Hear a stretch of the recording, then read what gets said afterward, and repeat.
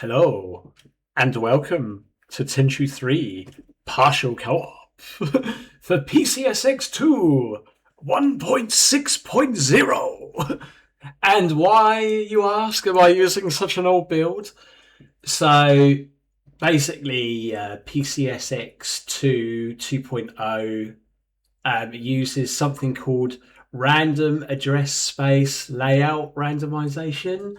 And basically, with my code, I'm registering a symbol for the players, which is unified over each stage. And I can't get the symbol registering to work on 2.0, so I've had to fall back to 1.6.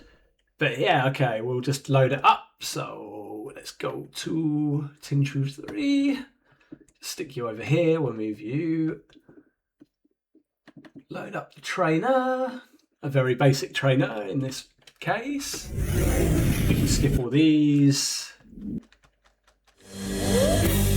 So yeah, I recommend making a save state like on the main menu, or maybe the character menu, depending. So basically, I discovered a little trick to get the cutscenes to work on the PS2 version. So there's a byte which controls the door loading, and it controls like loading in the geometry. And basically, if you manipulate it, you can cause the game to trigger a cutscene with deloaded geometry. So let's take some items. And the cool thing is, like, these items which I pick will be duplicated for the second player. So I wouldn't recommend skipping cutscenes because it will cause crashes. The PS2 version isn't as forgiving as the Xbox version, but you do get the advantage of better performance. Yes. Yes. Especially if you're on like lower end hardware. Piloting is hard work. Your father must have taught you that. Well,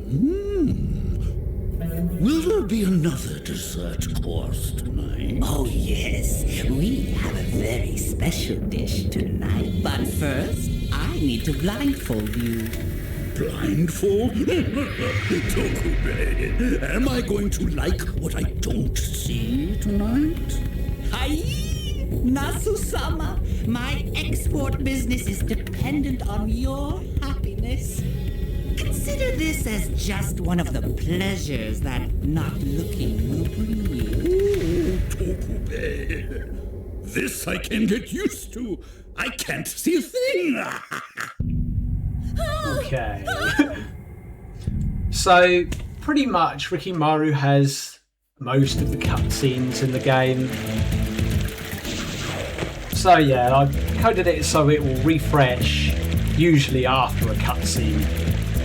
And sometimes this refresh will stick you back at the start of the stage. So if you're in a boss battle, you will have to run back towards the boss when it does the refresh. But yeah, as I said, I've basically registered a symbol so Cheat Engine remembers the values of player 1 and player 2. And that's basically used for teleporting.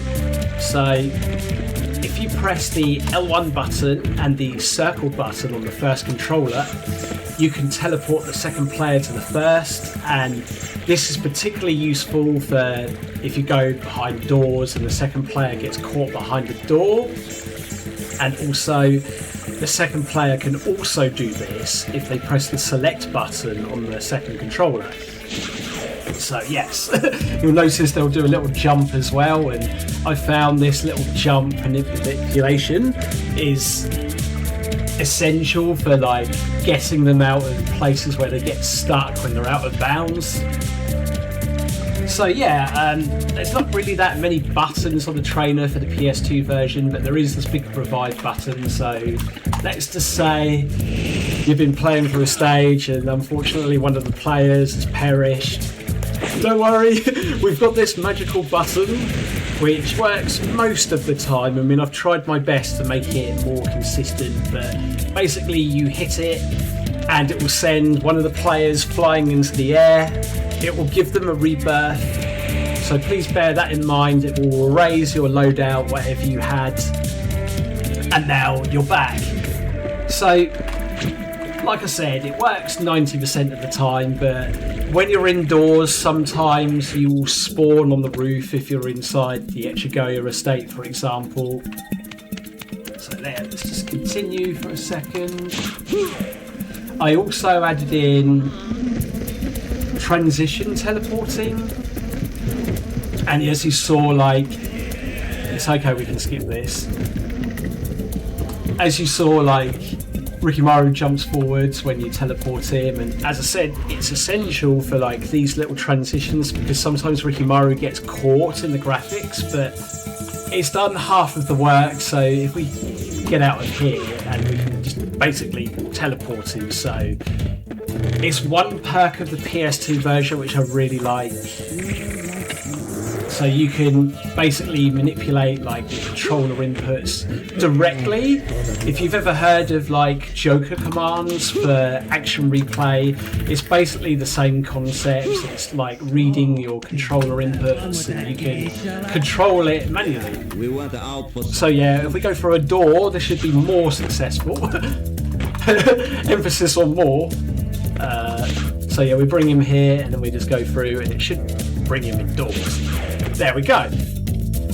But yeah, like as I said, there are some limitations with this. Like the Xbox version is the preferred version to play Tenchu 3 co-op, but I basically set it so if a stage is not supported, it will automatically skip to a stage, which does work. But yeah, it does work with all three characters, and unfortunately some of the triggers just won't work.